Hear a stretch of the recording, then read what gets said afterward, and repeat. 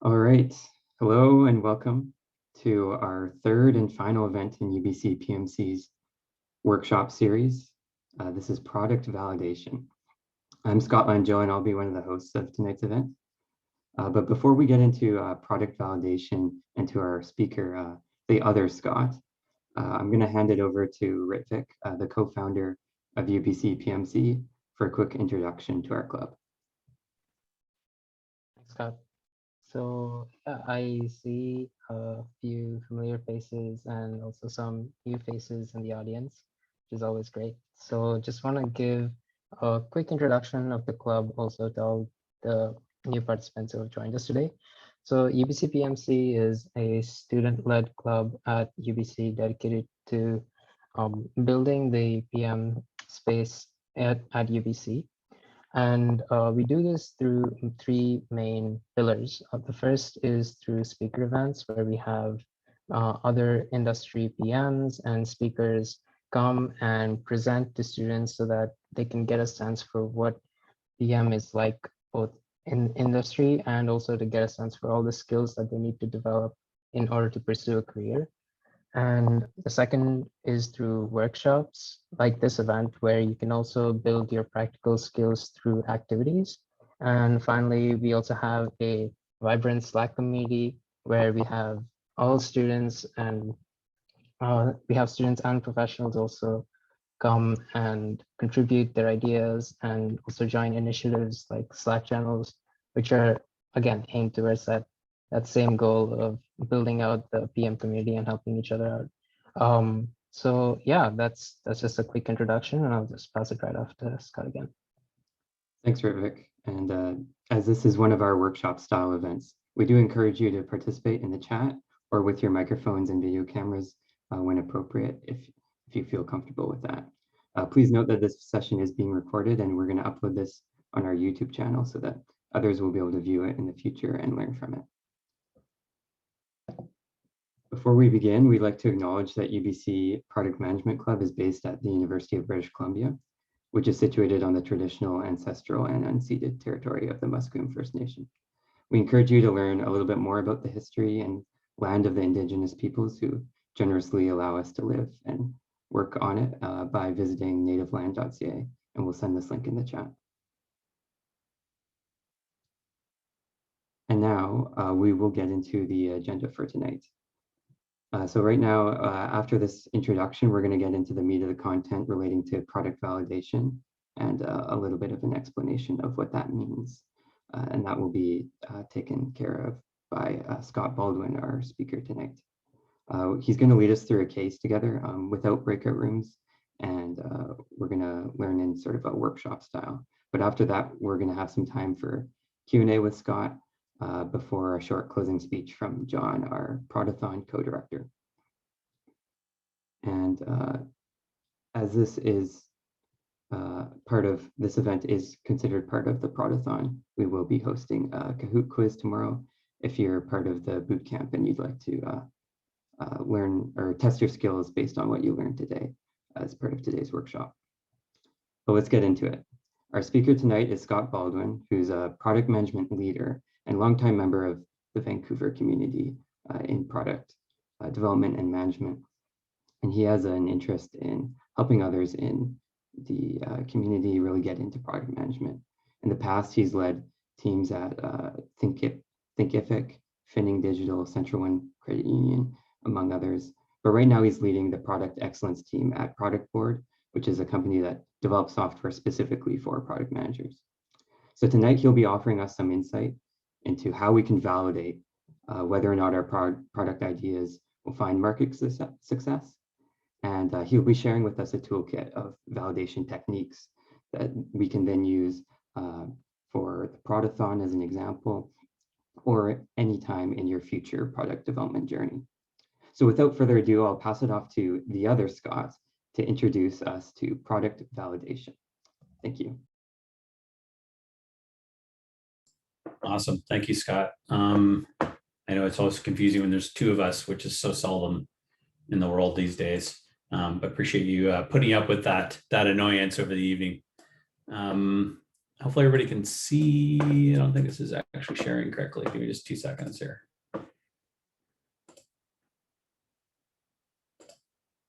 All right, now we're good. So thanks for having me, and again, appreciate everybody's participation tonight and help as we get through this. As Scott mentioned, I do work at Productboard as what's called a product excellence consultant, and in my work there, I work with companies of various sizes and organizational dimensions, helping them really practice what we call the discipline of product excellence, which is really based on a foundation of deep user insights around a customer's needs, a clear sense of like strategy and prioritization around how you make decisions about what to build. And in the end, also a roadmap that's going to help you communicate and rally your team and your group around the work that you're going to go and do.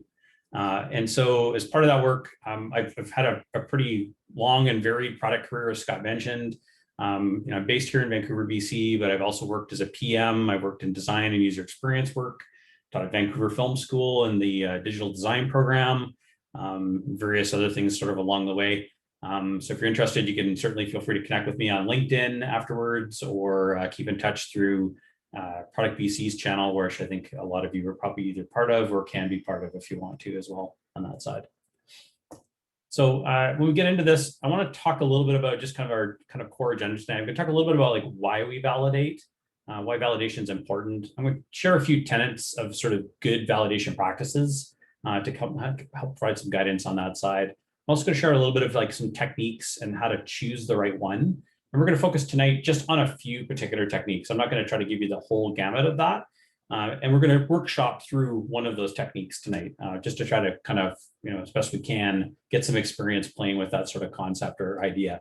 And then we'll leave some time for Q&A at the end. There's also going to be a toolkit and all of these slides available afterwards.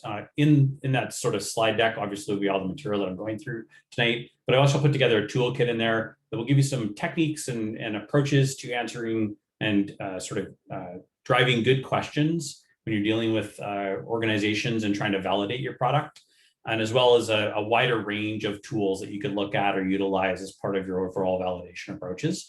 Some of those may or may not be appropriate to a protothon/hackathon, given the time frame that you've got available, but could be tools, again, and techniques that you could carry forth into maybe wider product work or further expansion of your product ideas that you deal with later on. Also, sorry, I don't mean to interrupt, but for the Q&A section, there will also be a Slido for that, which the link is in the chat. So if there are any questions, we encourage you to put them in the Slido. Cool, awesome. And just to confuse things even more, because we don't have enough Scotts and enough Slidos, we're going to start this event off actually with a Slido. So I'm going to actually ask you to open up your browser window. Just take a moment to do that. And we're going to go to 90055 as the Slido code we're going to use for this particular thing. And really the question I want to ask you here is like your own thoughts about why we think we need to do solution validation. And I'd love to hear you just, add some of your thoughts here. Again, it doesn't need you to chime out loud or talk about this, but I'd love to be able to see just some ideas here from the group on why they think solution validation is actually important to do. Go ahead and take a moment to do that. Again, Slido code's on the screen if you need it to access things.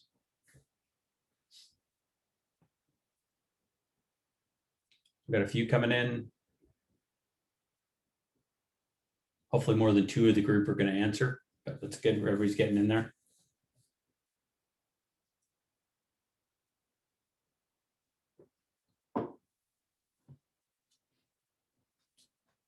Yeah, some good answers here starting to show up. Saving time, wasting time, avoiding risk. Someone's got a zip code in here. That's interesting.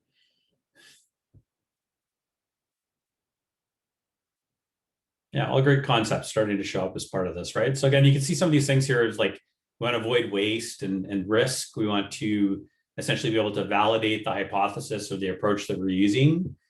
We want to be able to essentially, ensure we're building the right thing and delivering the right value. We want to sort of be able to test our hypotheses. Again, really common ones that you kind of see as part of this. Yeah, some patterns starting to emerge there, like value, iteration, solutions, etc. All right, cool. I think it's enough time on sort of the good old Slido word cloud for this session. Before I begin, though, I want to state some assumptions up front. Before we start with solution validation, we ultimately have to have undertaken some form of discovery. And that discovery should be on a few different facets. Hopefully we've narrowed in on our target customer or segment, really the people that we're building our product for, which I might describe as the who. We've validated the problem our product is trying to solve and whether it's actually worth solving for and whether there's even enough people that want that problem solved. This is really the why and sort of the opportunity that we want to be able to assess against. And now that you're really at this point where you're going to go and build something, or you've even started to build, or you have built some of that initial sort of piece, which you might sort of describe at this stage as your product, we want to make sure that we've actually addressed those people's problems. And that might be most likely in the form of a prototype of some kind. It might be further along in that sort of solution validation journey that you're on, where you're past prototype, past some of the early concepts into something that's more like functional and workable. And that's really kind of this what that we're trying to validate. And so ultimately here, what you want to keep in mind is you want to validate whether your solution has addressed the problem these people had and whether your product ultimately solves for it. That's really the important piece we're trying to keep in mind in this side. So most ideas fail, and they fail predominantly because of two reasons. One is we haven't validated the problem, and the other side is we haven't validated the solution. And I want to chat through a couple examples here, just to kind of, again, frame this up a little bit. But validation should be happening in both the problem space and the solution space. In the problem space, the number one reason new products fail is there's actually no customer need. And it's here where you discover if your general direction is actually right. You test some of those basic assumptions and you get your kind of first insights. You can start course correcting. And surprisingly, many entrepreneurs, innovators, and even people that do hackathons execute on their ideas essentially too prematurely. They look great in presentations. They make sense in a spreadsheet, and they look really irresistible in a business plan. But it's only later that they kind of find out that that idea or concept or vision was no more than really a large hallucination. And most teams really don't validate their ideas before going all in on creating those overall products. You know, we get it. It's super exciting to have a new idea and feel like you want to get launched and get live as soon as possible. But if you haven't validated that idea, you're highly likely to be wasting time, money, and resources essentially getting there. And when I think about this on the other side, in the solution space, which we're going to talk about today, many teams rush to push out new capabilities and they don't really take the time to validate that their actual solutions have addressed the underlying problem that they were looking to solve. And it's here that we want to validate the direction you've taken and get confirmation with some level of strong evidence that your solution to the problem is very likely to work. And we ideally want to learn quickly here so we can adjust course again, adapt our approach, and build a better solution towards those needs. Or reinvest in things that are going to be a better solution overall towards those goals. So Marty Kagan talked about what he called 4 risks in his really excellent product management book called Inspired. Who's actually read that? Maybe give me a thumbs up on your screen using the Zoom piece if you've actually read the Inspired book. That's good. Ratchet has. So he covered off inside this book, and if you haven't read the book, I'd highly suggest reading it, what he calls the 4 risks. And those 4 risks are valuable. Will our customers essentially buy or choose to use this? Usable, can the user figure out how to use it? Feasible, can we build this either given the time, skills, or technology that we've got? And then lastly, viable, does it work for the various aspects of our business or make sense for our business to go do this? And really, our job in doing validation is to actually help us address or eliminate these kinds of risks. And primarily, we're going to focus tonight on 3 of these. I'm not going to defer too much about the viable side of this because we might not be talking about a real business, but in particular around the valuable, usable, and feasible risks and how we can potentially look at and assess and evaluate those. A lot of you too will also be familiar with build, measure, learn, this concept of lean startup that's been around for a long time. A really friendly framework, obviously focused a lot on understanding and collecting feedback and using that iteratively, also building a minimal viable product. And a lot of teams use this to implement kind of a build, measure, learn kind of part, but ultimately it's a little bit broken. Most teams jump into building a skeleton version of their product, assuming they can only get feedback once they've got working code. But ideally, what we want you to think about here is validating earlier that. Ideally, you should be incorporating your research significantly earlier in that build, measure, learn process. And so that means really starting as quickly as possible with the most basic of prototypes that you can leverage and show, that's going to help you generate data and information and help shape the next stage of ideas related to the product that you're building and what you're going to go do. So I want to provide a few guidelines, again, some tenets that you can kind of keep in mind as you're starting to think about validating your solutions. The first one is, I want you to think in terms of experiments, not projects. And this is a really big problem, particularly as teams grow in size, maybe not necessarily in the context of a hackathon when you're time constrained so much, but even in that model, it's a good way to think about it in some parts. Too many teams ultimately dive into too large of efforts and too big of projects before taking the time to kind of starting to experiment and learn. So I want you to keep this in mind all the time in the work that you do, is think small and really aim to learn and answer questions as quickly as possible. This sort of cycle of continuous discovery and validation is really critical. And your goal here should be to advance your learning just a little bit more and bring you just a little bit closer to your outcome. It doesn't have to be major change and require major upfront work essentially as part of that.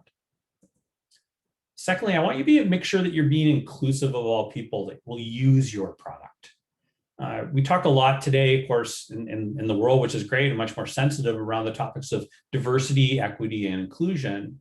And it's really important for those of us, particularly those of us in tech, who are often not very balanced in the use of this, to pay attention to DE&I. There's a lot of examples of products out there that have been created and validated that didn't work for certain segments of users because they weren't included in the discovery or validation. And the risks here when you leave people out is you don't design or build products or solutions that actually work for all of your customers.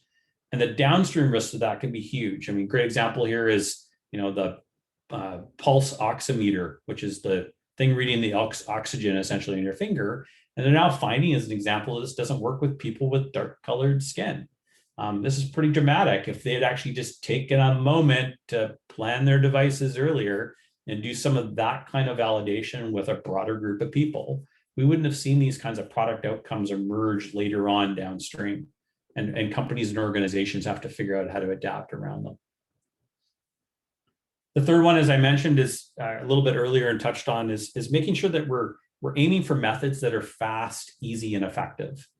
In hackathons, in startups, and even in large companies, the biggest enemy overall is time.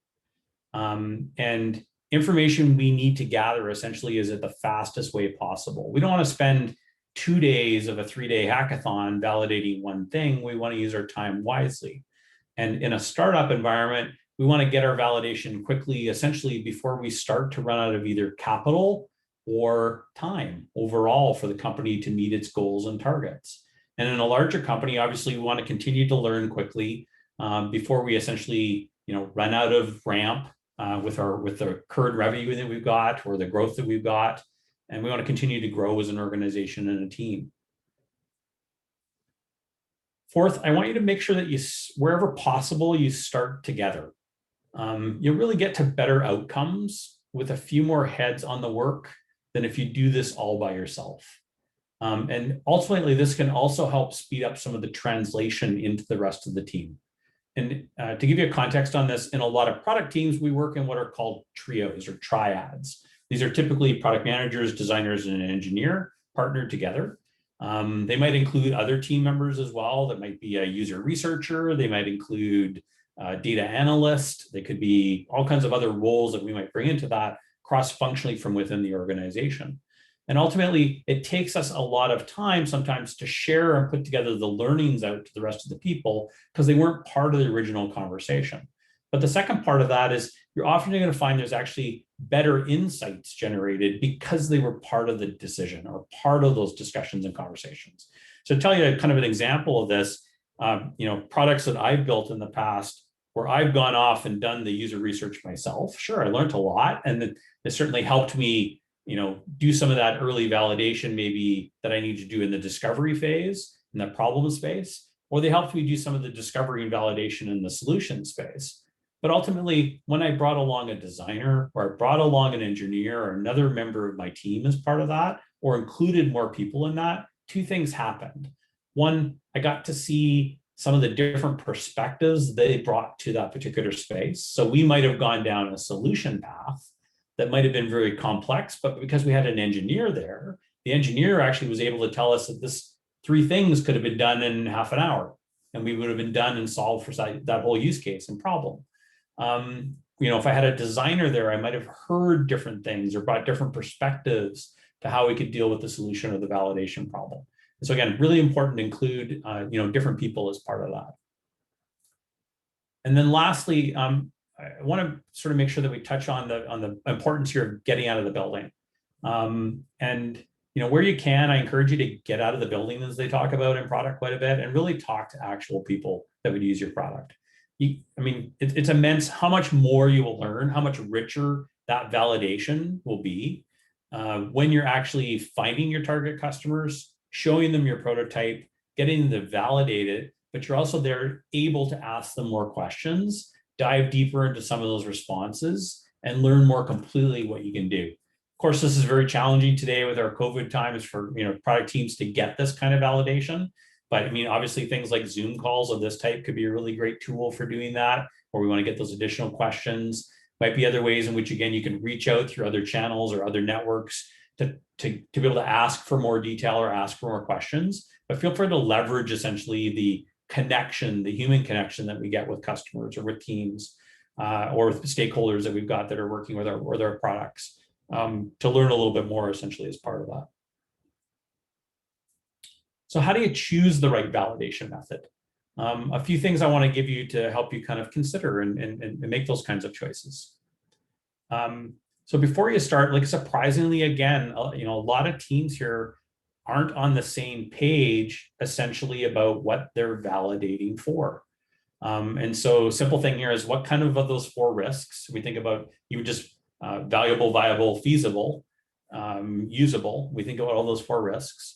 It's like, which one are we validating for? If we understand what we're going after, if we're trying to test the usability of our prototype, then we're going to obviously take different techniques to part of that and different work essentially that we might go do. Whereas if we're trying to test the feasibility of this solution, we might take different approaches essentially as part of that. Other part to consider is what kind of hypothesis you're testing. Are you trying to, validate someone's like attitudes, behaviors with your product? Are you trying to understand how they're going to use your product? If it technically can be done, how's your hypothesis kind of phrased and sort of structured as part of that piece? How much evidence do you already have for that specific hypothesis? Does this even need to be tested at all? We see sometimes teams go out, validate solutions when they've actually got all the answers essentially right in front of them already today, from prior work they've done, prior discovery work, prior validation work, prior conversations. They don't really need to step into or lean into further validation of that problem. They can focus instead on different problems to go and validate. Another piece to look at here is like how much time you've got. Again, major decision points here that might be in a startup land, again, until you run out of money, but also in the context of a hackathon might be, we've only got an hour to do this. What can we do now, today, at this time to get the quick answers that we need to pivot the change we're going to go do to get ourselves to go forward as quickly as possible on that side. And the last piece really to kind of think about is how are you going to know whether you're successful or not? Making sure the team is aligned on that piece is really, really critical on this side. And again, I can't count the number of times I've seen teams, we rush into this overall validation exercise without first just pausing as a team to have this set of discussions with each other about like, what are we trying to do? What are we trying to validate? When do we need to validate it by? And how are we going to measure success or failure essentially as part of that piece? A few other things to kind of keep in mind as you kind of narrow in on your validation approaches. Ideally here, you want to reduce uncertainty as much as possible before you build anything, as we talked about. Early in the journey, you have a ton more flexibility. Time really, again, here is on your side in a lot of cases. So we want to aim for the methods here that can allow you to execute the fastest and learn the quickest. And as you hone in on your solution with more clarity, then you can expand into more complex or costly options and approaches as part of that. You want to use multiple touch points rather than one as much as possible. This will help you avoid problems when one method fails to gather enough material evidence. rather than leaving you hanging as a team and trying to figure out how to recover from that. And then you also want to choose essentially the methods that will give you reasonable evidence. You're not looking for perfect here. Think in terms of strong signals and be mindful of the capabilities of the team that's doing this. For example, you don't want to commit to a high fidelity prototype if you can't make one, like you don't have the skills or the time inside the team to go and do that. So pick your approaches really carefully on that side. So I want to touch on a few techniques today. And again, I mentioned there's lots of different ways in which you can validate, and I'll share the toolkit out, some other different ideas on that side. And while I'm not going to cover all of those today, I'm going to talk about 3 approaches based on the 4 risks that we talked about. One that will help you understand if your solution is valuable, one that will help you evaluate whether your feature is usable, your capabilities are usable, and one that will help you evaluate feasibility. And again, to touch on the definitions of those, valuables, will our customers buy or choose to use it? Usable, can the user figure out how to use this? And then feasible, can we build this given the time, skills, or technology that we've got? So when choosing a method or approach that will best deliver the strength of evidence you need, there's a lot of different ways to do this, but this is a quick plotting of various techniques and approaches, which I've talked about in the toolkit later on. But here I'm just going to focus on a couple examples, based on what we've got as part of the Protothon. But ultimately here, a really great way to look at this is just even a simple 2x2 grid that you could utilize to plot some of these dimensions. What's going to give us the highest confidence of evidence? And what's the thing that we can deliver the fastest over time? So obviously those things that are going to give us high evidence, low time, let's do those first. Things that are going to get us, require us to spend a tremendous amount of time, but are going to give us very low strength of evidence. Let's not do those at all. Let's not spend any time or moments on those. Again, you might plot these differently depending on your product and what you think might be appropriate, but just to give you a sense of maybe some ways in which you can sort of split that apart or take a look at that. So the first one we're going to talk about today is surveys. And obviously, multi-question surveys are a really great technique. And this is a great way for us to assess potentially the valuableness of the capability that we're building. 3 things you really need to build a survey, not too hard. You need questions, you need a way to collect responses, and you need a way to access a group of people. Those questions can include things that are more characteristic, like demographic, technical usage. We could ask about behavioral, like how they're using the product, how they use other products, competitive information. That could be attitudinal, like satisfaction, preference, or desire. A sort of a validation survey of some type on a specific topic can help you a ton in terms of learning from your customers what their particular needs are. A few things to watch out for: bias in terms of like who you sample, when you run this, some of that sort of self-selection problem that we often have in tech of choosing to survey the people we know are going to give us the right answer, essentially to the questions that we've got. You want to ideally avoid kind of some of those leading questions as part of your survey structure. So we don't want to ask a question of like, how short was Napoleon? Instead, we want to say, how would you describe Napoleon? So we don't want to like lead the respondents in some of those questions. We want to avoid like loaded questions. Like where do you enjoy drinking beer? Because that implies they drink beer. And we want to avoid double barrel questions like how satisfied are you with X and Y? We also want to avoid absolutes, like things that give us closed answers, like yeses and nos as much as possible. We want to look for open opportunities in those questions, open structure questions, so we can learn as much as possible, essentially, as part of that sort of discovery work that we're doing early on. Second option is a clickable prototype. And a clickable prototype is a great way to evaluate whether something is usable. And this can be a great technique, very easy to build. Typically, these are, again, like representing kind of a digital UI that you're going to provide the customer that represents kind of those software interactions, but it doesn't have to be fully functional. All we have to do is be able to take them through the general experience. There's lots of tools, again, that we can use to build this. Figma has tools for this. There's, Envision, there's a million platforms out there now that are all connecting the dots on this piece. And the core piece here, really what you're trying to do is give the illusion of the experience they're about to have, address maybe a couple of the key paths and use cases, and then be able to utilize this to answer the question of, can the customer actually make sense of it? Does it work for them? Would they understand it? If they didn't, where did they stumble? What could we learn from that? What kind of information could we take away as part of it? Really important part here when you build a clickable prototype is to kind of define the goals and the script that you want around this, like what path you're trying to validate and test. You want to go off and build that prototype in whatever tool you're going to go build it in. And then you want to spend some time to make sure you test it internally with your team.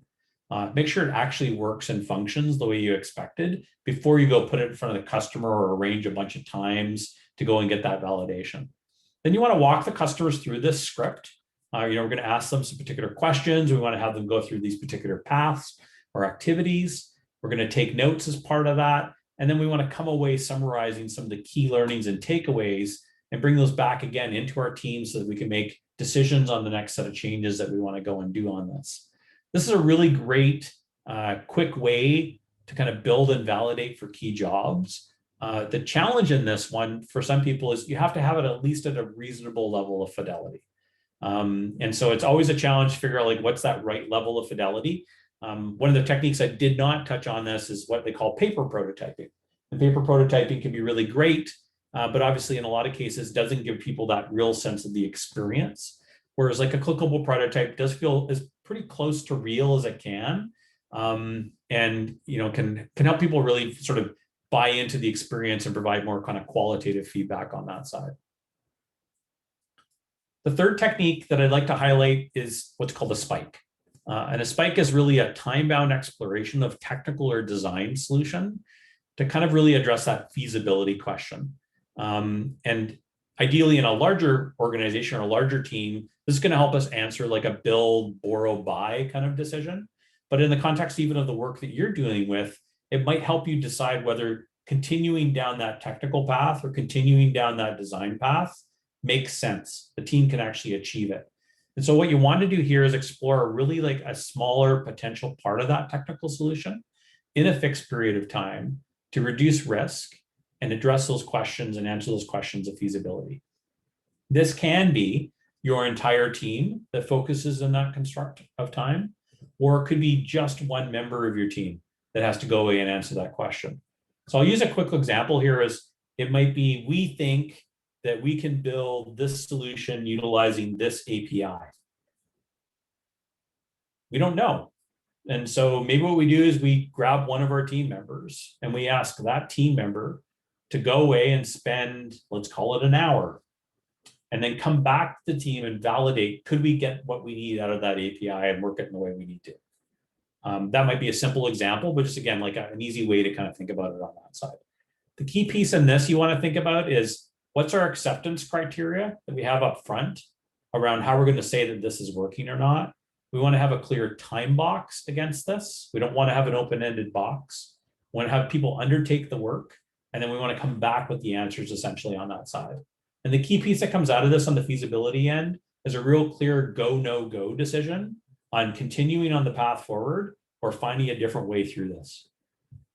One of the challenges in this is it does take your team off other work, but it's also super valuable when it pays off in terms of answering those quick technical decisions or feasibility decisions essentially that you want to go and do.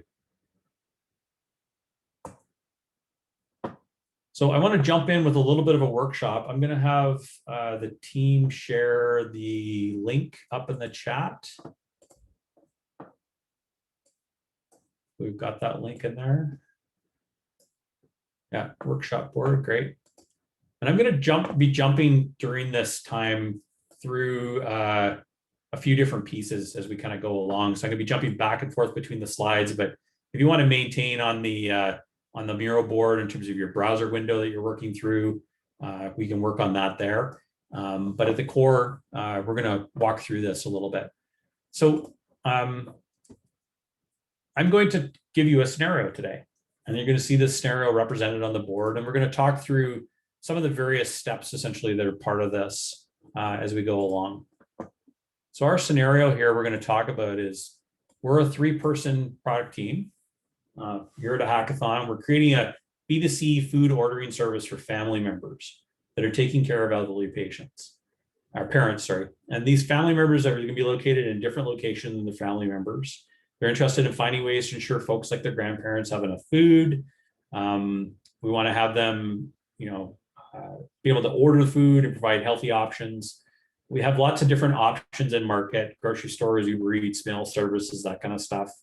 And to address this problem, we've decided to build a mobile app where people can order on behalf of their family members and manage everything from ordering to some of the payments. So the question we have tonight is, how could we validate that our solution is valuable? And so we're going to jump over to the first part of this. And again, this could be this section here, what could we validate? And what I want you to think about a little bit is this use case, this problem essentially that we're dealing with. I want you to grab some of the sticky notes up here. If you haven't used Miro before, you can make sticky notes over here on the side as well. But if you want to grab a sticky note there, you can do that. If you hold your Option key on your keyboard, or your Alt keyboard, Alt on your Windows keyboard, you can drag this and make a quick copy of that sticky note. It's quite easy. And I want you just to list some of your ideas there. What can we quickly validate? Again, what we're trying to judge here, evaluate, is valuable, whether this is a valuable service.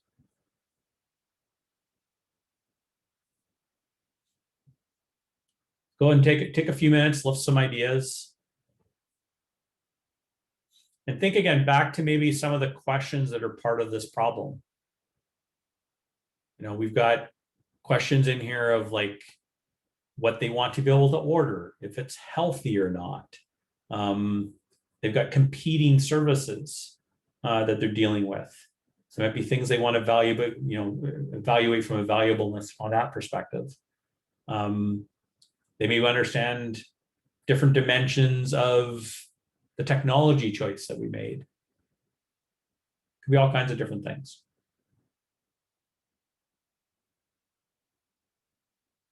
So see a few things coming in. And I know I'm asking all of you to kind of riff on this on the spot, so don't worry, there's not right or wrong answers here at this stage. This is mostly just to, again, get us kind of thinking a little bit about some of the different options. So see some things here of like competitors, existing solutions. I'm going to group and move some of these just to try to put a few together. Method, how often, there's another service, quality of food, willingness to pay. Yeah, that's a good one.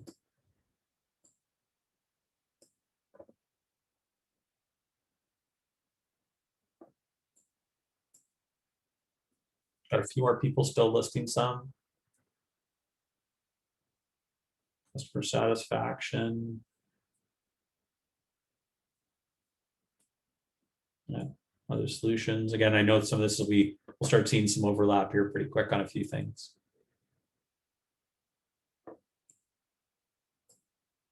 Some technology choices.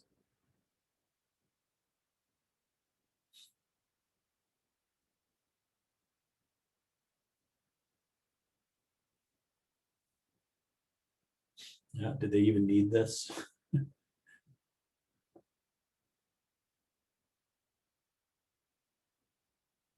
So this can be like a really simple technique your team could use, whether you did this in Miro, whether you did this in, post-it notes on a wall, throw this, a spreadsheet, whatever you want to do, to just kind of quickly brainstorm as a group some of those ideas or concepts so that you can get aligned on, what are some of the problems we want to look at, but also, some ways in which we could do that. Okay, we're starting to kind of run out of steam, so I think we're going to move on to the next section. So our next section in this really is we're going to take some of those options that we talked about over on this side, and we're going to try to plot them on this 2x2 based on how important we think they are to validate and our level of confidence in our ability to validate them. So go ahead and grab your stickies from that what we could validate box. Take your best guess on where you think we can place those.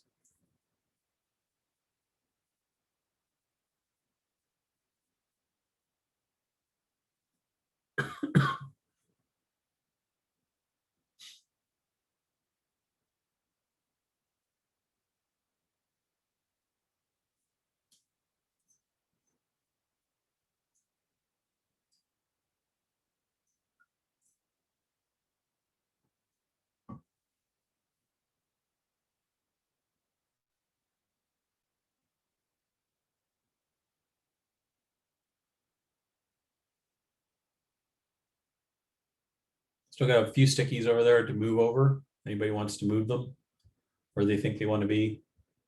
Whether it's yours or somebody else's, feel free to grab one, move it over.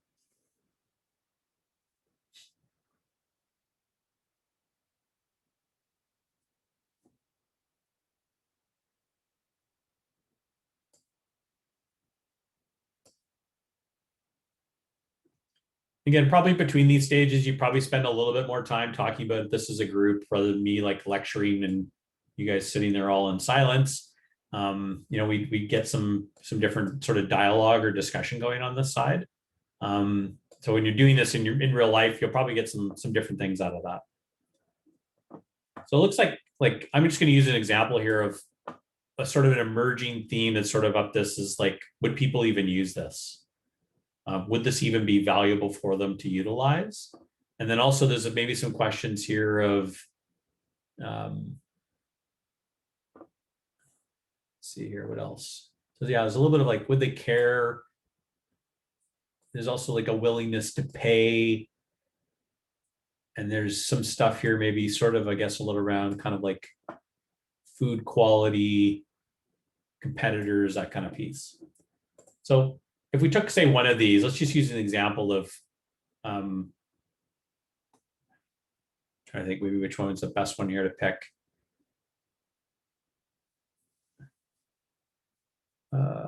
Let's pick maybe the payment side of this, like whether they'd be willing to pay for a solution of this type. Would this be valuable for them? Would they be willing to pay for this? And ideally what we want to get to at our next step, and again, we're not going to spend time here today too much on that side, but we really want to get to a core here of a hypothesis. So ultimately, we believe that this capability will result in this particular outcome, and we'll have confidence to kind of proceed, not process, sorry. Let me fix that. When we see this particular signal as part of our overall work. So does anybody want to take a crack at writing a quick hypothesis there, replacing the capability, outcome, and signal in relation to whether someone would find this valuable?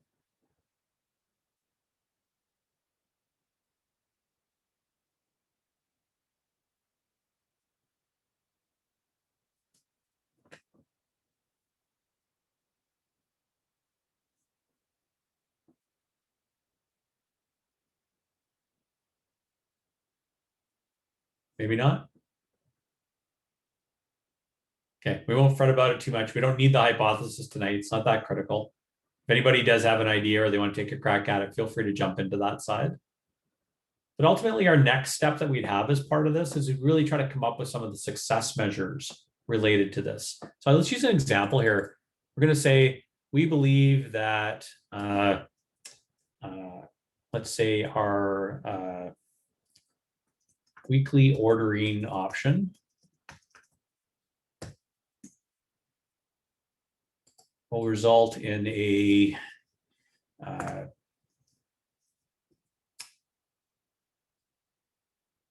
say in 20% of customers finding this useful. And we'll see confidence in this when we see whatever X% of those we interview, or not interview, survey,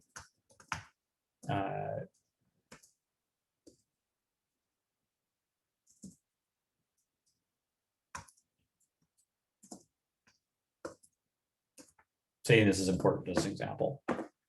So ultimately what we want to do is be able to come up with some kind of a measure essentially related to this overall hypothesis part of this. And so I'm going to jump forward just a little bit here, but to kind of speak to like the metrics side of this, when you're trying to come up with metrics related to your hypothesis, I want you to think in basically in terms of like averages, ratios, rates, or percentages. That's all we really need to come up with. So we want to think about either things like a percentage of increasing customers that take our desired action. We want to think of things like an average number of customers able to complete a particular action. We want to see like a ratio of customers that we're willing to buy versus those we're not. some kind of way essentially in which we can phrase up or settle up that sort of set of metrics. And so if we're going to kind of think about our overall success, maybe if we're using this hypothesis, since we didn't have one created, if we're going to try to measure this hypothesis, you can go ahead and grab some of those sticky notes that are placed up above that. How might we measure that?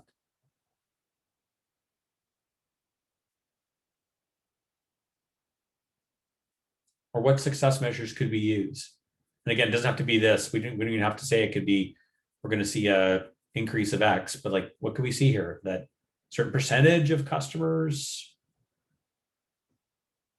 were able to complete the order. Like, I don't know, like, help me understand some of the thoughts you've got on this side.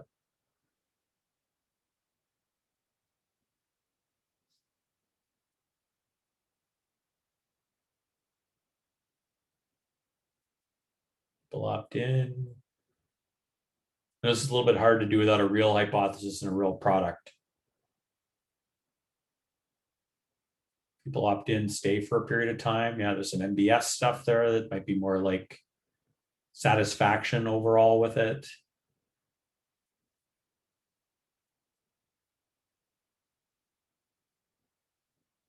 Ratio of customers who add to cart and check out. Yeah, it's a great one.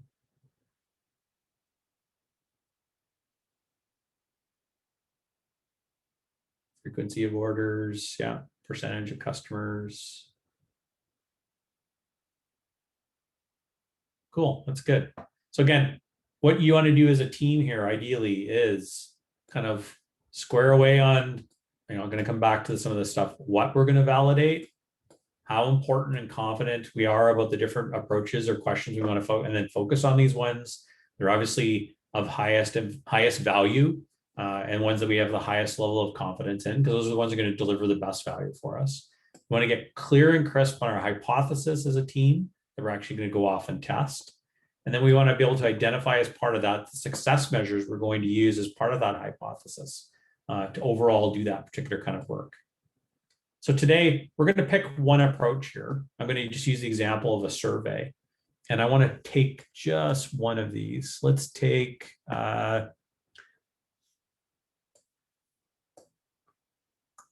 see what's a good one in here that we can use. We took, say, for example, maybe the frequency of usage that a customer will have essentially for this food ordering service.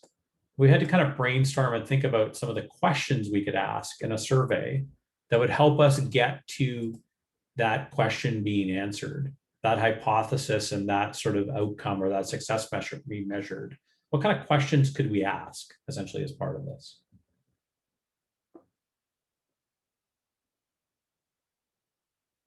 Go ahead and grab a sticky from up top here.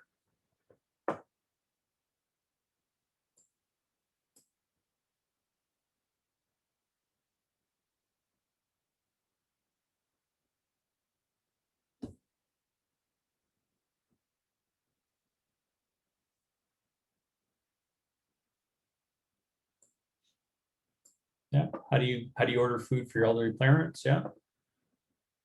The challenge with that, how do you order food, might be that it could be a bit leading, right? Because we're assuming they order food, but like maybe like how do your elderly parents access food? And then what you might find out is some of the options is through ordering, through drop off, through their community, that kind of piece, right? So again, by avoiding some of those like leading question biases. Yeah, do organic groceries and ingredients matter to you? Might ask that again, like maybe slightly different versus like leading with the organic part of it. It might be like, you know, what's important to you in the ingredients you buy for your family members, you know, that it has to be organic, that, you know, again, like different ways in which you could answer that or ask that question. What do you look for in a food delivery service? What's the frequency for delivery that you need? That's great. Yeah. Yeah, I love the talk to us about your experience. That's a great one. Like tell me about, describe for me. Those kinds of questions are very good open-ended ones. You'll often hear these referred to as TED questions. Tell, explain, or describe. Those can be really great open-ended question formats to get people to share more detail and tell you kind of more open-ended stuff that you can learn from as part of that. Yeah, monthly budget's good. How often do you use a food service? A few others are coming in.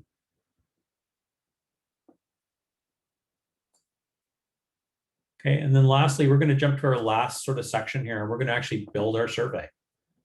So I want you to take the questions that you had put over here, try to organize some of them in groups on this design the survey side. If there's some that are kind of like questions together, and then try to put a rough order around this. I know this is going to be really hard to do when we're not talking to each other. So feel free to unmic if you want to, if you've got different ideas you want to share. But like, think about some of the questions we want to ask and which order we want to ask them roughly. Again, if there's some common ones, I see it's good that we're starting to group some of those because those might be ones we can phrase maybe later into a single question, right? But let's, for now, just for the purpose of kind of grouping them.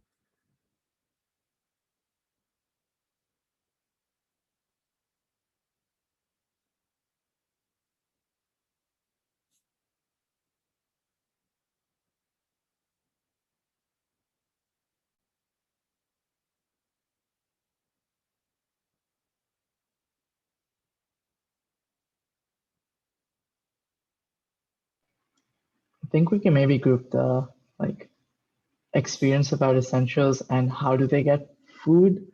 Maybe we can make the food a bit more generic so we don't make the assumption like you said before. Yeah, that's a great one. Great example.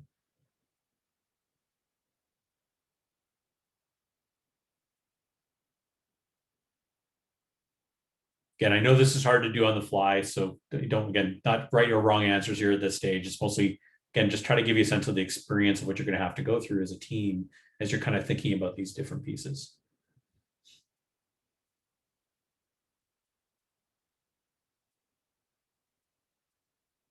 So it looks like we might ask some questions about like how often.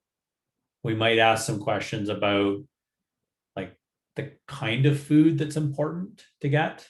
We might ask some questions about like their past experience or their current experiences of how they, get food or acquire food today. We might ask about their budget and some of the priorities and things that we need to consider as part of those sets of choices. And then we might dive into a little bit of, additional kind of context questions as someone just put a heading on here on that side. So this could be a really great and effective survey pretty quickly. And what we'd probably get out of this is a whole bunch of pretty quick qualitative information. Now, whether we're doing this in any of the different methods, I'm just trying to, again, kind of extrapolate this out. If we were thinking about some of the methods we talked about, and again, I'm going to pounce back over here quickly to my slides earlier. If we were doing this as a survey to understand kind of the value side of this equation, this could be super great for helping us just understand whether it's important or not, whether people could get some valuable use out of it. If we were actually doing this with a clickable prototype, we could actually use some of these questions to help shape the script, essentially, that we build to take our customers through to get some of that validation. That might help us narrow in too on the particular paths or journey that we want to validate as part of that overall toolkit. And if we're doing a spike in this, there might be things in here that we could actually focus on trying to answer from a technical standpoint that would help us get really quick answers to some of those questions, depending on what it is that we're dealing with. This could also help us just narrow down on, should we pay more attention to valuable, usable, or feasible when we're doing that overall validation and assessment on things.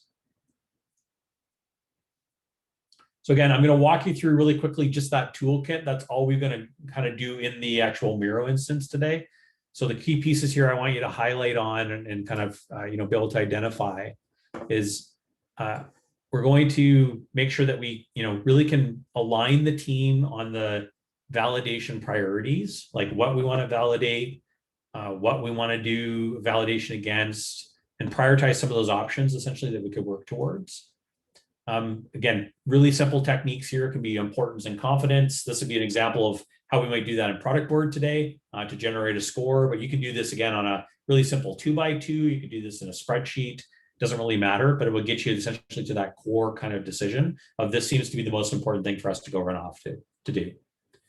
I want you to create your hypothesis, state it, write it down. You remember back to school when we were all in high school science classes or whatever, our teachers had us use this framework as a great way to learn. So take the moment to kind of write down that hypothesis so that you're clear on the goals and the outcomes and what's going to be those major signals for you. Think again about those major signals as averages, ratios, rates, and percentages. These don't have to be super complex, but if you're trying to come up with those metrics, utilize those as kind of indicators of that. Choose your method, choose your approach, design your experiment. Think a little bit here about the time you have and the kind of strength of evidence that you need to be able to gather as part of that. Be really clear and crisp on, sorry, my slides aren't advancing there quick enough. There we go. On who from your team is going to do this.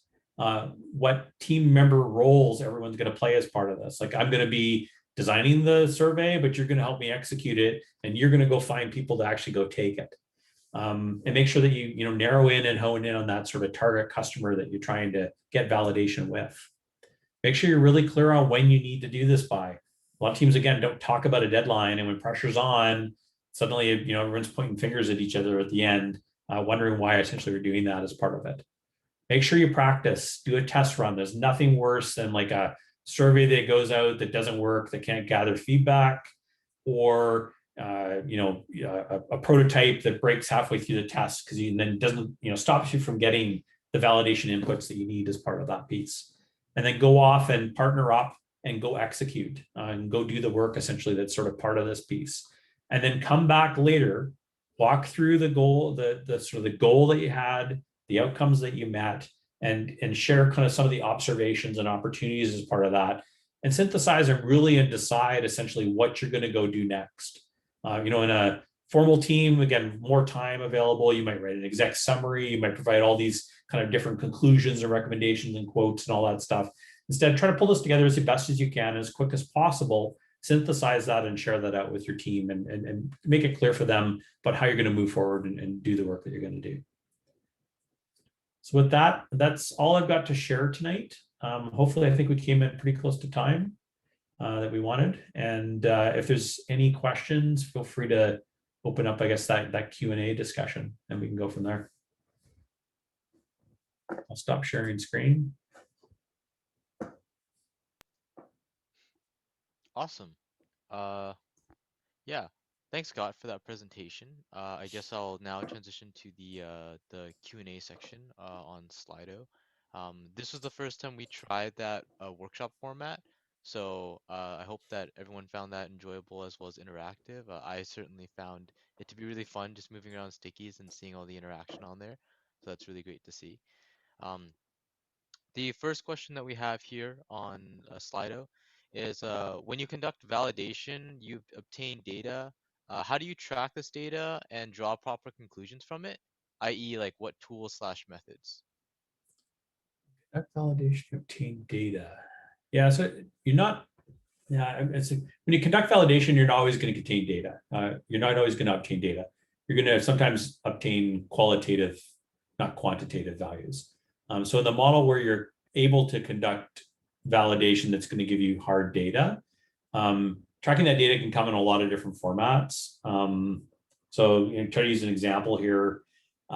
If I was doing a prototype of something online and I wanted to see, maybe I'll use a simple technique. A very common sort of validation technique is to describe the value proposition of the product that you're building, provide a landing page of some type, a one-page website or a one-page landing page that describes that validation and has a key action in there that's basically getting them to sign up essentially and provide their email address, which is basically a way of indicating essentially, I am interested in this particular thing. So data I might track there could be amount of time they spend on the page. It could be how much of the content they actually engage with and read. It could be whether they actually got to the key action that I wanted them to take, what percentage essentially completed it or fell off essentially as part of that. As far as tools or methods I might utilize in that, say it could be like obviously like Google Analytics, could be a really quick and easy and cheap method to do that. I might also do things that might help me track that flow through the customer journey and try to do more of like a fall off kind of chart to understand like where they're running into problems, where they're running into challenges, or why they're disappearing as part of that overall piece. So it really does depend. It really does kind of vary. But that would be maybe some thoughts on that question there. Again, happy to elaborate if somebody wants to chime in with more details on that. Cool. Next question is, when most validations show no customer interest, how do you tell if it's A, a bad idea, and B, you're not validating the idea enough, like from enough people? So this, I think I'll take this question back to maybe the slide that I talked about of the importance of the people, the problem, and the product, essentially, that's going to be part of that. So I think when most validations fail and you don't have customer interest, chances are that's probably a pretty good, strong signal for the people that you're talking to that that's not a problem worth solving. And so if you're really clear and crisp on the target customer that you're going after, I think that's going to tell you right away that's a bad idea. That customer in that target is not interested in that problem being solved. And that's a great time to pivot to a different problem. If you're doing this at the solution stage, then I think what this is going to tell you when you've got no customer interest could be that maybe you haven't reached out to the people that are in your target customer audience, but it also may revalidate the situation of your solution doesn't solve the problem they have in the way that they need, and could require you to pivot on the solution as well on that side. I think that's kind of my initial thoughts on that. I don't know, again, like happy to chime in for more color if anybody wants to ask further details, feel free to unmute and ask. Cool. So it kind of sounds like you just really make sure you have that customer defined. Yeah, it's critical. Like again, I'll use the example of the food ordering service we just talked about. I've seen literally like software products like that being built, where they're being built for a particular audience, which is in this case the parents of elderly people who are trying to order food for those parents. But they go out and they survey cousins that are not those people, and then you're wondering why they tell you it's not valuable. Well, they're not the ones that are ordering the food. They're not the ones that have this need or this use case. And so you're not going to get either good learnings or good validation, or you're probably not going to get the answers from them. They're not even going to take the time to fill out the survey because it's like, why am I getting this? Why is this applicable to me? So it's bringing back to that sort of target audience is a really important part of that. The next question that we have here is, what would you say is the main difference in the process between startup/entrepreneurships and product management/ideation at an existing company? So it kind of seems like early stage versus like later in a company for this type of process. I don't really know that the process is all that different. I think the difference might be the amount of time that you can spend on it, and the pressures that you have to solve for that. So I'll try to use an example again, like back to what I was talking about earlier. If I'm a small startup, maybe at that early incubation stage, maybe even at this stage, I've got maybe my first funding seed, which might be like maybe $100,000, say, or something like that. That might buy me, along with the small group of people I'm working with, a few months to solve for this problem before essentially I burn through the cash. Maybe it's a year, maybe it's 12 months if I'm lucky. But before I burn through that cash and get to a point of not being able to validate that, so that requires me to kind of move quicker, move faster. And in a lot of larger organizations that have found that sort of product market fit, they can afford to take more time and spend more time towards that validation activity. But it doesn't mean essentially that they're not doing those small experiments and small learnings regularly. So I think it's a lot too of sometimes the culture of those different organizations and how they approach the problem space, whether they lose that sort of passion, drive, culture of experimentation, iteration, ideation that they had when they were younger organizations, and whether that stays with them through their culture, or whether that, at some point burns away and becomes like the organization becomes slow and more methodical and more lengthy essentially in their process. I think also some of those things is as you grow as a company, the complexities of these problems become much larger. And so sometimes the number of signals that are needed, the number of bets, or the confidence level that you've done your diligence before a larger, bigger investment will be made in a change, can be a big driver of some of those choices as well. I see. So it kind of sounds like time, culture with respect to how you approach this process, and then also the type of things you're validating for. Yeah, I'm trying to give you like, again, maybe like a little interesting story on that side. I know like Toby at Shopify has an interesting habit in Shopify of sort of keeping everybody on their toes on that side within the organization. And so one of the techniques he does every now and then is he's written some tools to basically just go in and delete all the meetings from people's calendars. Oh, You know, it's like, okay, gone. Like we've just wiped out everyone's calendars. There's no meetings anymore. We got to restart all over again, rethink how we're going to function. Like it's sort of like breaking these molds of us falling into these like rigorous patterns, long discussions, long conversations. You know, I think of our CEO at Productboard and how he challenges us again to like learn quickly and iterate fast, despite the fact that we're a well-funded startup that's growing quickly and and could in some ways like rest on our laurels, so to speak, right? So it's really those organizations that I think keep that culture of experimentation alive that do really, really well. It's part of the other dimensions, like I said, is how answerable you need to be to that. And so those do change sometimes with the nature of the organization. If you become publicly traded, as an example, you have a lot more things to answer for. You have stakeholders and shareholders that now control your purse strings and want to see outcomes and dividends and profits and all those kinds of things. And so those decisions become more complex as you move up in scope and scale of organization. yeah, I can imagine. The next question is, with regards to start together, not alone, what tips do you have for finding people to work with for a project that complements your own skills? I'm not sure I quite understand the question. Is it like, I think when I was talking about start together, not alone, I'm assuming you've already formed a team. You don't really have this opportunity to go find people to go work with. This is the people I have to work with. And so in the construct of that, it's my advice to you is to find people in that team that you can work with collaboratively, because essentially the inputs of many are going to give you better outcomes than doing that on your own. Chances are you'll miss some dimension. You won't ask a question that you should have asked. You'll miss an opportunity to take a slightly different perspective or a slightly different lens on the problem or the information that you're getting back. And I think in most modern organizations, you don't get to choose who you work with. You're often placed with those groups of people. And so I think that's how I would answer that question. But again, feel free to chime in, whoever asked it, if I didn't fully address your question. Yeah, I think another way you can interpret that is like what would you kind of look for when finding people to work with for this process? Because I can imagine you can also do this process not in the context of a company, like kind of like the Protothon where you're finding people, or like let's say you're in kind of like a startup environment where you may not have a team yet. Yeah. Okay. I might look for like people with differing skill sets. So a great example is if I'm not analytical, I might try to find someone who is. That could be a really great complement to my skill set.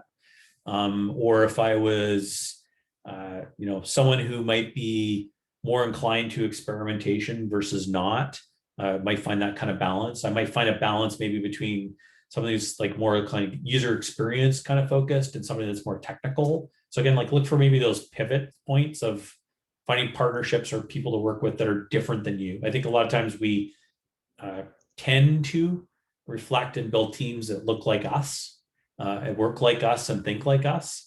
Instead, find people that maybe push you a little outside of your boundaries. Some of the best co-founder relationships that I've seen, particularly in startups, are those where there's that sort of tight friction a little bit between how one particular co-founder thinks might be very marketing centric or business centric, and another might be more like product or user centric or something like that. And so those synergies between those team members can be super valuable.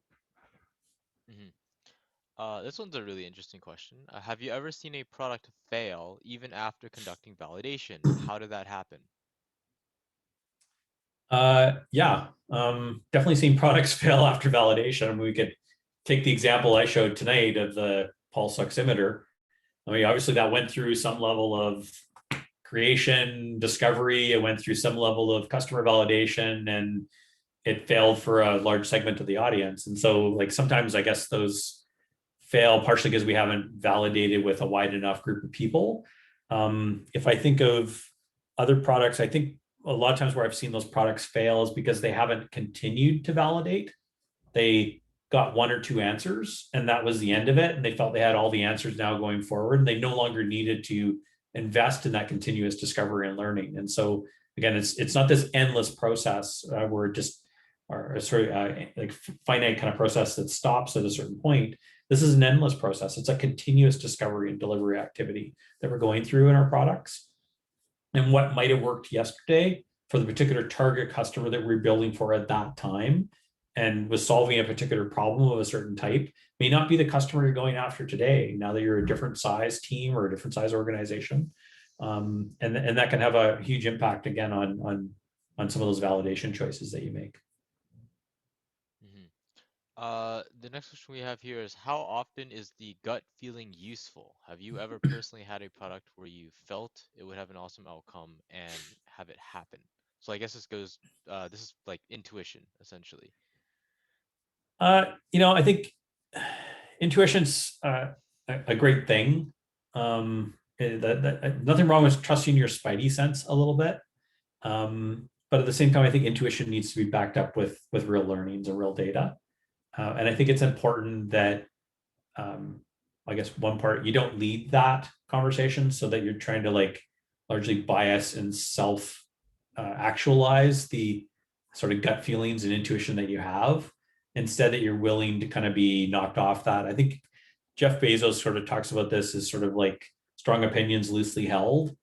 And I think, it's great to have those strong opinions from an intuition perspective, but I think you need to be prepared to be sort of knocked off your chair or knocked off your stool by new learnings. And that means you need to be willing to go out and openly experiment, learn, and gather those insights before you lock yourself into that.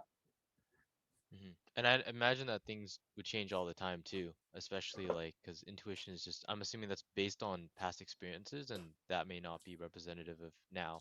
Yeah, totally. And again, not uncommon. I mean, I'll tell stories here, but not uncommon for founders, particularly founders who find product market fit with their products, to rely a lot on intuition, because what worked in the past, they assume is going to work tomorrow. But the problem is their business has changed. And the problems they were solving for at that time are not the problems they're solving for today. And so intuition can take you a certain amount of sense. It can maybe help you steer towards certain directions that you might want to validate.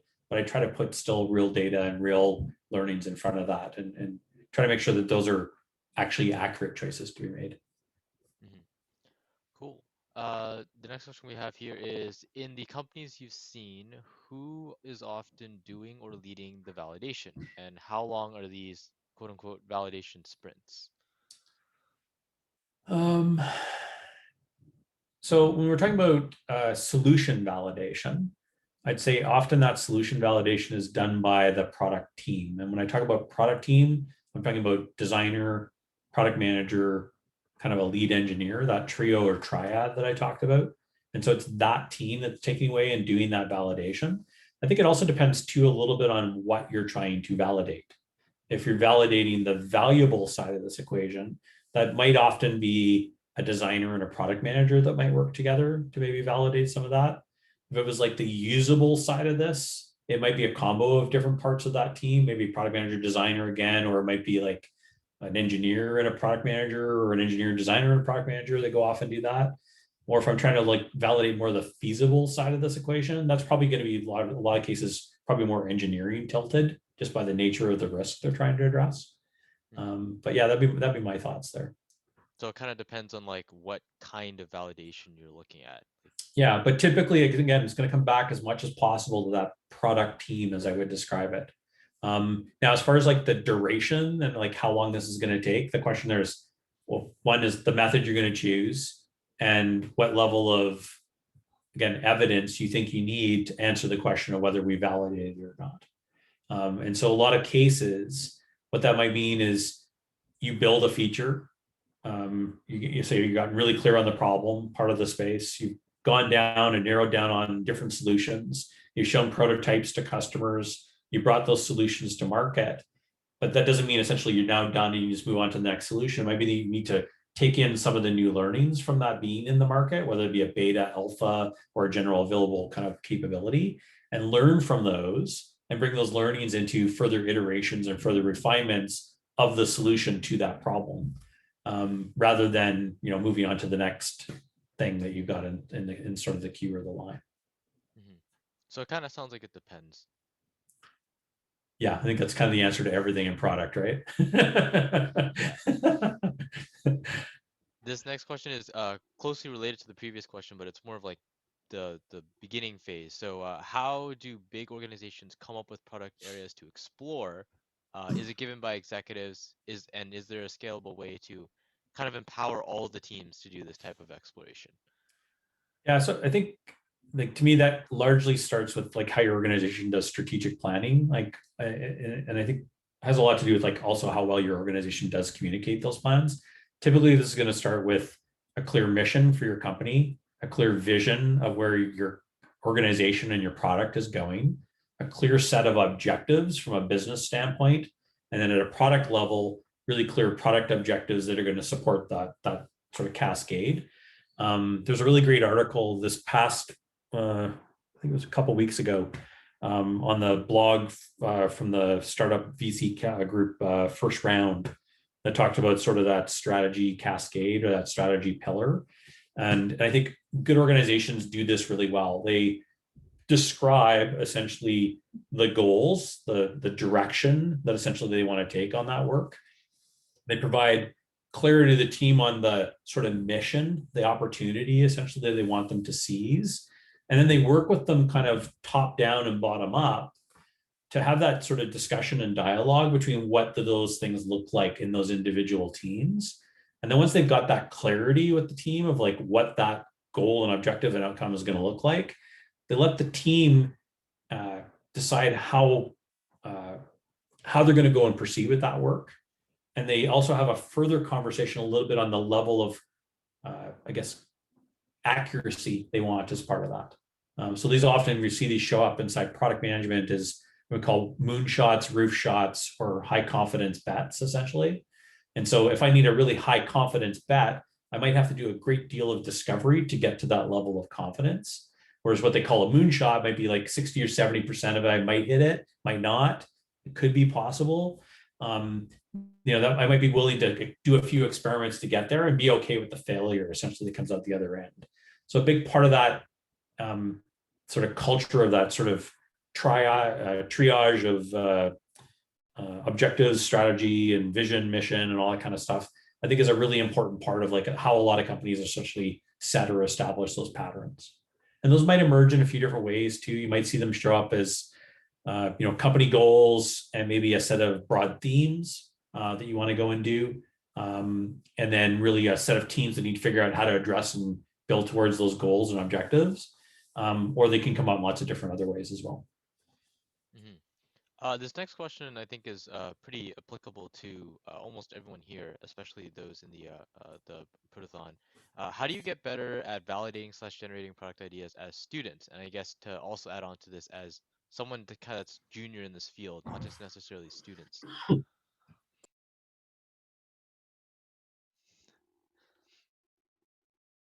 I hope you're all right. Sometimes I choke on water too. It's very annoying. Yeah. Sorry. Just give me a sec. All good. Take your time. Holy man. Sorry about that. So what was the question again? The question was out of how do you get better at validating/generating product ideas as students and as someone that's junior in this field too? I think one part of that is the frequency. So you need to get out and do it lots. You have to kind of sort of, like anything, you get better at it by practicing it, by utilizing that sort of muscle.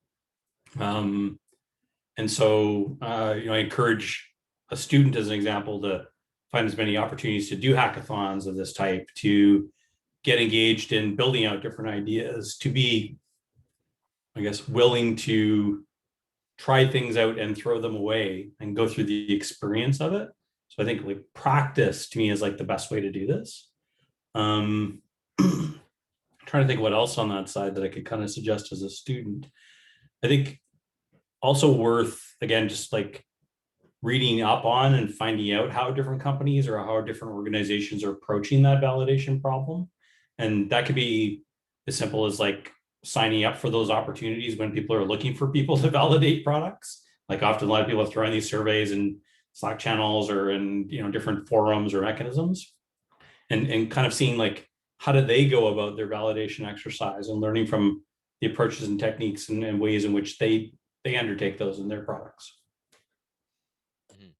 And with regards to practice, like I think I can also speak to this from personal experience. Like I think as students, like it doesn't have to be anything as grand as like a hackathon. Like if you come up with an idea, and you come up with like a target like audience or your target customer, you can and you know people, like let's say you come up with like a restaurant app or something, and you're targeting like the waiters, like, and you know people who work at restaurants, you can go and do a bit of discovery or validation there as well. So it's Yeah, just exactly. like the practice could just be a conversation with someone you know.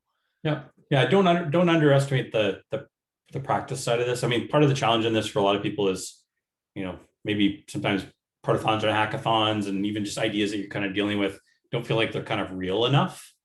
But like we need to go through those kind of challenges and experiments. And so, you know, maybe look to think of just, you know, a small idea or concept, and then think of the smallest thing you could do to go and get those answers and begin that validation. And then take the steps to go do it. Become my encouragement. Cool. I'll make this the last question since we're almost out of time. So the question here is, would you say money is also a huge factor in selecting a method for product validation? Is cheap guerrilla validation from a startup still good validation?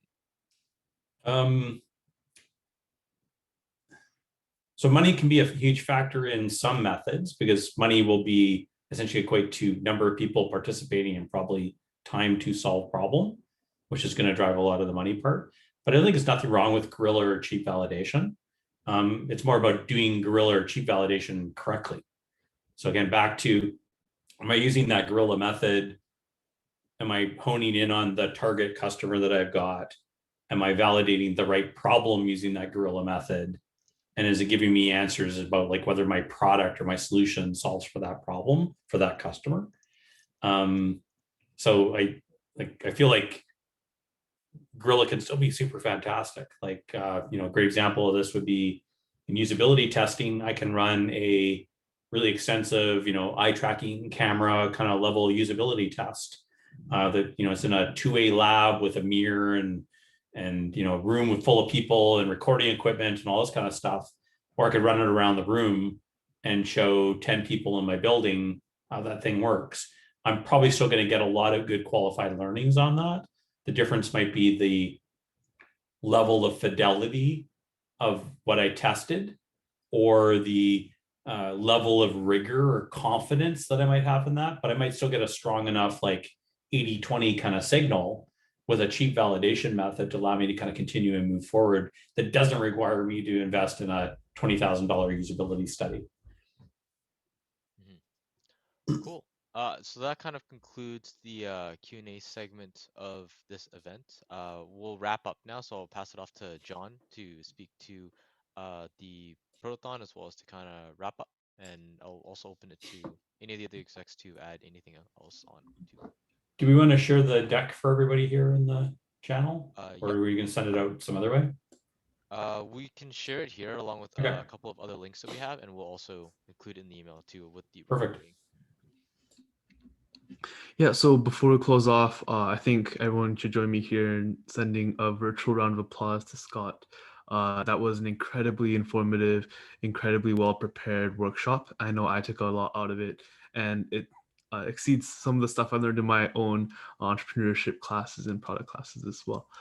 So thank you again, Scott, for all the amazing work that you did. Thank you, It's John. definitely not an easy task to kind of balance this line between giving advice for the Protothon and a hackathon sort of product in a short time period, and also giving us learnings to go forward with beyond this Productathon. And I think you definitely hit the mark there. So I hope everyone here was able to take notes, learn a lot, be ready to apply this not only in the next 72 hours in the Productathon, but also beyond in all of your careers and in all of the different products that you end up working on. Yeah, so I've sent a few ways that you can stay plugged in with our Product Management Club community. Make sure to join our Slack. That's the number one thing. We also have interview resources, as well as notes on all of our previous events on our Notion page. Make sure to follow us on all of our social media channels as well. And Trisha has also linked in the slide deck as well as a feedback form. So please let us know how much you've enjoyed the event, how we can continually improve, because we at UBC PMC view our events as a form of product as well. And we want to continuously iterate and validate as well. In terms of next steps for Productathon competitors, make sure to tune in for the Kahoot tomorrow. If none of you are, if some of you aren't in teams yet, we also have our team formation event tomorrow at 7:30. That'll be available, and we'll be sending out some more information about that on our Discord. And for everyone else, thank you so much for coming. We really appreciate you coming out on a busy Thursday evening, and learning a lot from Scott today. Yeah, and I think we're good, unless Rachit, Ritvik, you want to add on to that. But yeah, thank you everyone for coming, and see you all I'll see you all around, or see you at the Productathon. Thanks, everyone. Thanks, everyone. And thank you, Scott, as well. That was awesome.